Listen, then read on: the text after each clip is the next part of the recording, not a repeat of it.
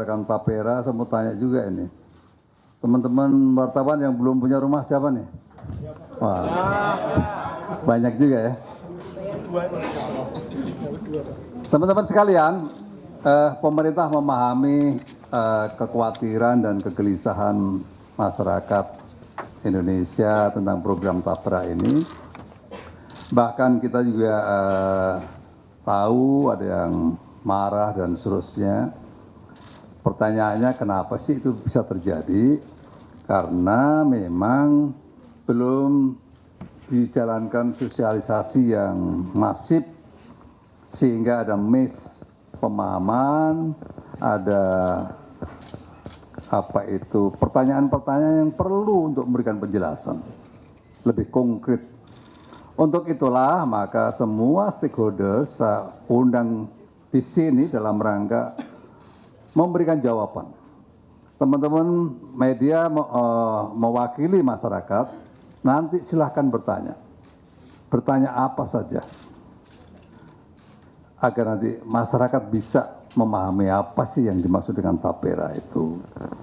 Berikutnya, saya ingin jelaskan bahwa pemerintahan Bapak Joko Widodo ini mulai awal bekerja telah menjalankan reformasi di sektor namanya sistem jaminan kesejahteraan sosial. Banyak yang ditangani, apakah itu BPJS Kesehatan, BPJS Ketenagakerjaan, apakah itu berkaitan dengan KIP, PKH, dan juga ada program LFPP. Mungkin teman-teman banyak yang nggak tahu itu apa yang dimaksud LFPP. Nanti dari Pak Dirjen Kementerian PUPR akan menjelaskan. Apa sih tujuannya? Semuanya itulah Presiden, pemerintah ingin menunjukkan kehadiran pemerintah dalam semua situasi yang dihadapi oleh masyarakatnya.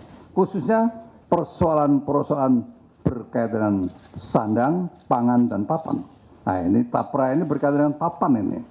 Tuh. Dan itu tugas konstitusi karena ada undang-undangnya. Undang-undang yang harus dijalankan oleh seorang presiden. Saya ingin tunjukkan undang-undangnya.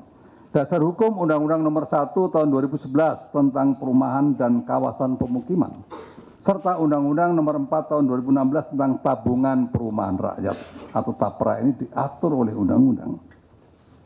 Tapera ini sesungguhnya ini perpanjangan dari Bapertarum. Bapertarum itu dulu dikhususkan untuk ASN. Nah, sekarang diperluas kepada pekerja mandiri dan juga swasta.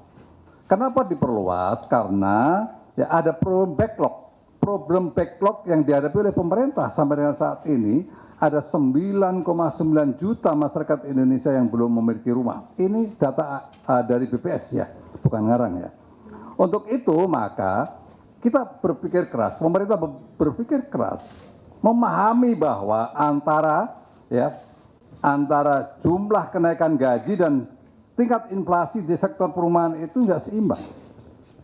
Untuk itu maka harus ada upaya keras agar masyarakat pada akhirnya nanti bisa walaupun terjadi inflasi tetapi masih bisa punya tabungan untuk membangun rumahnya. Itu sebenarnya yang dipikirkan.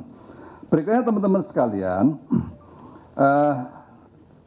caranya dengan skema yang melibatkan pemberi kerja, dalam hal ini juga pemerintah untuk PNS, jadi yang 0,5% untuk ASN itu oleh pemerintah. Berikutnya yang 0,5% untuk pekerja mandiri dan swasta pekerja swasta atau yang bekerja di orang lain, itu yang pemberi kerja yang akan memberikan pembiayaannya. Kita juga masyarakat juga perlu memahami bahwa tentang perumahan ini bukan hanya Indonesia yang mengatur. Pemerintah di berbagai negara juga menjalankan skema seperti ini. Di Malaysia ada, di Singapura ada, di beberapa negara yang lain juga ada. Bahwa ini menurut saya sih tugas negara ya begitu. Berikutnya, jadi saya ingin tekankan Tapera ini bukan potong gaji atau bukan iuran. Tapera ini adalah tabungan. Di dalam undang-undang memang mewajibkan, ya mewajibkan. Ada undang-undang yang mengatakan mewajibkan. Tetapi bentuknya nanti bagi mereka yang sudah punya rumah bagaimana? Apakah harus membangun rumah?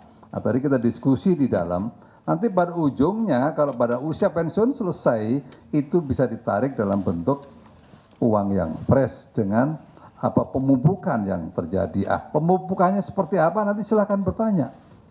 Ya, itu. Berikutnya, teman-teman sekalian, saya berharap masyarakat untuk memberikan kesempatan kepada pemerintah untuk bekerja memikirkan cara yang terbaik untuk memenuhi kebutuhan rumah rakyat.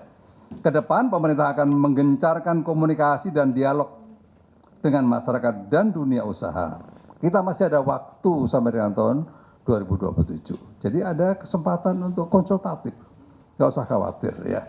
Berikutnya juga membangun sistem pengawasan pengelolaan keuangan untuk menjamin dana dikelola dengan baik, akuntabel dan transparan. Kita hadirkan dari OJK.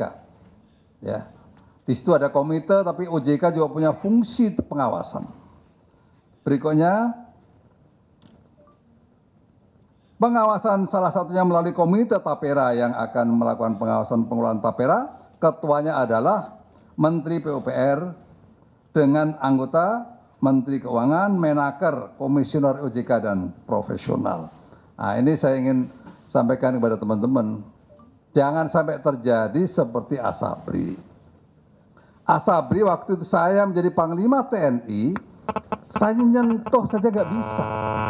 Nempatkan orang aja nggak bisa. Akhirnya saya jengkel itu, saya undang waktu itu Pak Adang, Bang datang ke sini, tolong saya minta dipresentasikan. Ini uang rakyat, uang prajurit saya, masa saya nggak tahu gimana sih ini? Bayangkan itu. Panglima TNI punya anggota 500.000 prajurit, nggak boleh nyentuh Asabri. Akhirnya kejadian seperti kemarin kita nggak ngerti. Gitu. Nah ini dengan dibentuknya komite ini saya yakin nanti akan pengelolaannya akan lebih transparan, akuntabel, nggak bisa macam-macam. Ya, karena semua bentuk-bentuk investasi yang akan dijalankan akan pasti akan dikontrol dengan baik. Minimum oleh para komite dan secara umum oleh OJK. Demikian teman-teman sekalian, ya saya silahkan nanti untuk bisa bertanya seluas-luasnya. Ada hal yang menarik ya. Ada yang menarik kami temukan dalam Google Trend yang menunjukkan pencarian isu tentang Tapera oleh masyarakat.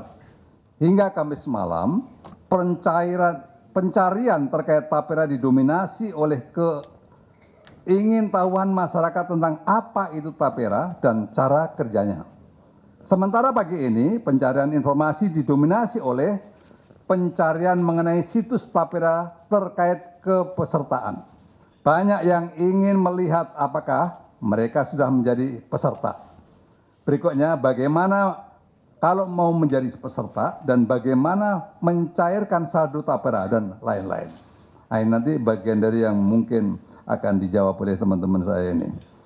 Jadi kesimpulan dari pengamatan selama beberapa hari terakhir, keingintahuan masyarakat terhadap Tapera dan manfaatnya cukup tinggi. Nah, ini cukup tinggi. Untuk itu kehadiran teman-teman sekalian di sini saya berterima kasih, alhamdulillah. Ya, karena nanti bisa memberikan informasi yang lebih jauh lagi, lebih dalam lagi kepada masyarakat Indonesia. Saya persilakan untuk bertanya dari nanti diatur oleh Mbak Lulu. Terima kasih.